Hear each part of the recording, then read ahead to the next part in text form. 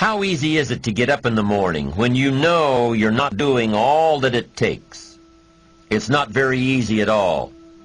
You can just lay there awake thinking, oh, what's a few more minutes in bed? It won't matter much anyway. Wrong. It does matter. It will matter. Now, how easy is it to get up in the morning when you're pouring it on, doing the best you can, anxious to get going, make progress toward your dreams? It's a whole different story. When you're resting to renew your reserves, it's much different than resting to avoid your day. When you're psyched up and excited for your life, when you're excited for what you've planned to accomplish for the day, it's amazing. You'll wake up before the alarm clock even tries to startle you awake. Your successes fuel your ambition. Your successes give you extra energy. Your successes pave the way for more successes. It's the snowball effect. With one success, you're excited to meet another, and another, and another. And pretty soon, the disciplines that were so difficult in the beginning, the disciplines that got you going, are now part of your philosophy. How do you know when you're successful? Do you have to be a millionaire? No. All we ask of you is that you earn all you possibly can. If you earn $10,000 a year and that's the best you can do, that's enough. God and everything else will see to it that you're okay. The key is to just do the best you can. If it's $10,000 a year, wonderful. If it's $100,000 a year, wonderful. If it's $1 million a year, wonderful. It doesn't matter $10,000 a year or $1 million a year. It doesn't matter as long as you've done the best you possibly can. Earn the most you possibly can. Be the most you possibly can. And here's why. The essence of life is growth. The essence of life is growth, to do the best you can. And here's what's interesting. Humans are the only life form that will do less than they possibly can. Humans are the only life form that will settle for less. Every other life form except human beings strive to its maximum capacity. How tall will a tree grow? Approximately. As tall as it possibly can. You never heard of a tree growing half as high as it could. No, trees don't grow half. Trees send their roots down as deep as possible, stretch their limbs up as high as possible, produce every leaf possible and every fruit possible. As a matter of fact, you never heard of a human physically growing half.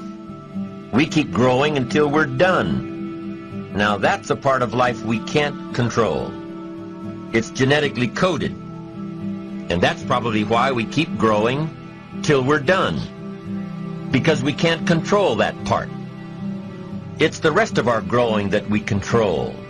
The growing of our minds, the expansion of our minds, that we can control. And that's what tends to get away from us. All life forms inherently strive to their max except human beings. Now, why wouldn't human beings strive to their maximum possibility? Here's why. Because we've been given the dignity of choice. It makes us different than alligators and trees and birds. The dignity of choice makes us different than all other life forms. And here's the choice. To become part of what we could be, enough to get by, or to become all that we can be. My best advice for you is to choose the all. Earn all you can, make all the friends you can, read as many books as you can, develop as many skills as you can, see as much as possible, do as much as possible, make as much fortune as possible, give as much of it away as possible. The max. There's no life like it. I'm telling you, once I got on track, I've never looked back. Pick up the challenge. Go for it. Take the best of the two easies. Take the route of it's easy to get ahead. It's easy to do all you can. It's easy to succeed. It's easy to have financial freedom. The more you do, the more you get. So the two primary benefits of positive reinforcement are, number one, to build good habits, and number two, to create more energy to fuel your ambitions, your desires, your achievements. How can you isolate what's working for you and what isn't? How can you make sure that you are reinforcing your positive disciplines? Well, if it isn't apparent, easy to see right away, if what you're doing is happening in such small increments that you're not sure if you're on track, then you need to be writing it down. You need to keep a journal anyway.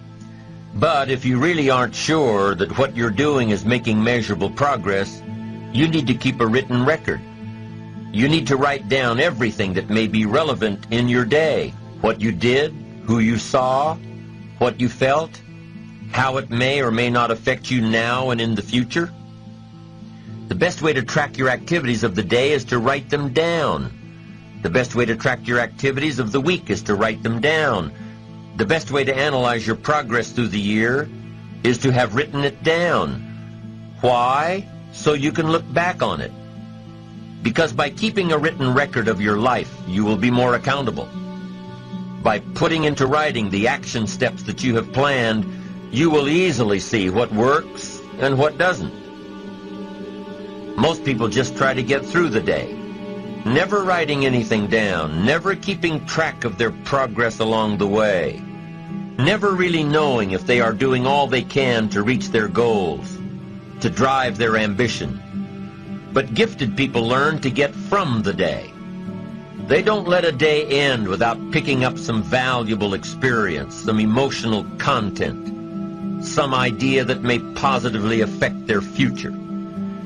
To get the most from a day, to learn the most from a day, you need to be able to reflect on the day. And how can you reflect on a day unless you record it in history?